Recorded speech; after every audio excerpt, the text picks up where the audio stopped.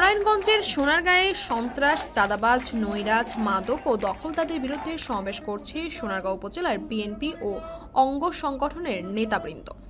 গত বৃহস্পতিবার বিকালে উপজেলার মঙ্গলের গাঁও বটতলা বাজারে পিরোজপুর ইউনিয়ন বিএনপির আয়োজনে এই সমাবেশ অনুষ্ঠিত হয়। সমাবেশে পিরোজপুর ইউনিয়ন বিএনপির সভাপতি মনিরুজ্জামানের সভাপতিত্বে ও ইউনিয়ন বিএনপির সাধারণ সম্পাদক জয়নাল মিয়ার সঞ্চালনায় প্রধান অতিথি হিসেবে উপস্থিত ছিলেন কেন্দ্রীয় বিএনপি নির্বাহী সদস্য ও সোনারগাঁ থানার বিএনপি সভাপতি আজাহারুল ইসলাম মান্নান।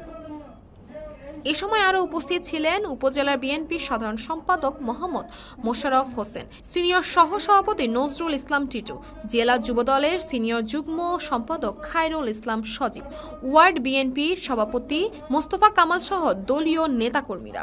এ সময়ে প্রধান অতিথির বক্তব্যে মান্নান বলেন, কোনো সন্ত্রাস, চাঁদাবাজ, ভূমিদস্যু ও মাদক ব্যবসায়ীদের বিএনপির স্থান নেই।